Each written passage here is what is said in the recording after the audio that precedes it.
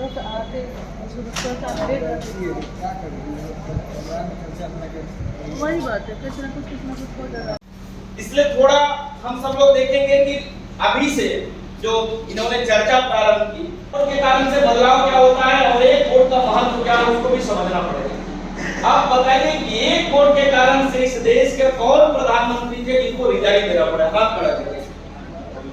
कारण से देश के प्राइम मिनिस्टर को फ्लोर टेस्ट में हार होना हुआ और उन्होंने इस्तीफा देना पड़ा क्योंकि एक वोट नहीं जुटा पाए। ऐसे तो थोड़ा पॉलिटिकल साइंस के स्टूडेंट कितने हैं?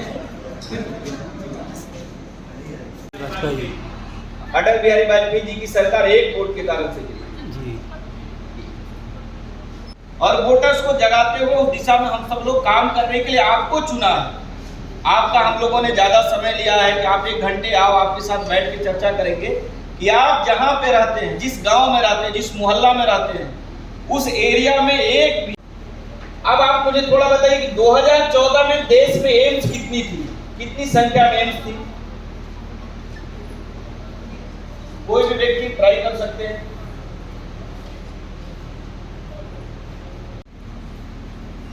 क्योंकि बोलते हैं ना लोग कि नौजवानों को मालूम है कि देश में बदलाव हो रहा है, तो आपको मालूम होना चाहिए। कुछ लोग गूगल भी कर रहे हैं नीचे बैठ करके, नहीं करिए। 2014 से पहले देश में एम्स की संख्या कितनी थी? कोई प्रयास करिए। हाँ,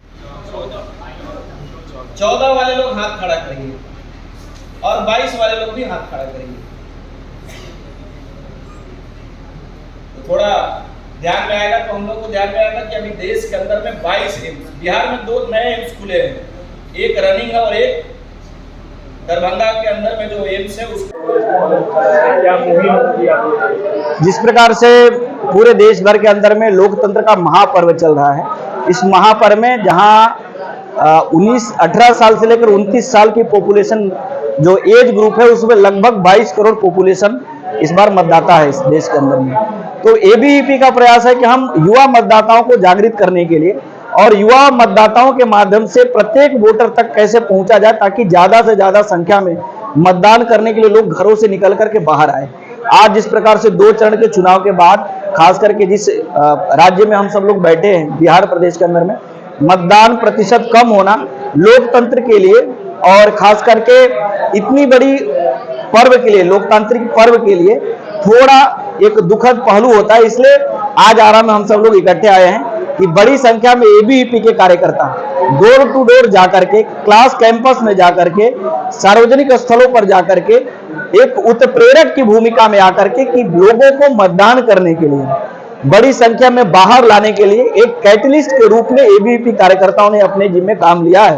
और उसी कड़ी में आज एक बड़ी संख्या में छात्रों के साथ संवाद करते हुए कि हम इस लोकतंत्र में हमारी भूमिका और अपने भूमिका से कैसे हम लाखों मतदाताओं को मतदान केंद्र तक लाने की दिशा में एक ब्रिज के रूप में यूथ को बनना चाहिए, ये भूमिका पर हम सब लोगों ने आज विचार करते हुए आगे के काम और क्रिया जो परिषद की है कि हम सब लोग अपने कार्यक्रमों के माध्यम से वोटरों को देश हित में मतदान करने के लिए, राष्ट्र हित में मतदान के लिए और विकसित भारत के लिए मतदान करने की, प्रेरित करने की दिशा में हम सब लोग काम करेंगे।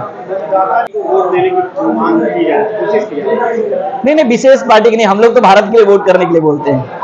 देखिए, मौजूदा दौर में किसी पार्टी के बारे में बात नहीं होती है, लेकिन भारत के प्रत्येक व्यक्ति को भी अब विश्वास के आधार पर ही बढ़ना चाहिए कि भारत की कौन सी ऐसी पार्टी है जिनके आधार पर देश की दिशा और दशा दोनों सकारात्मक और उज्जवल हो सकते हैं।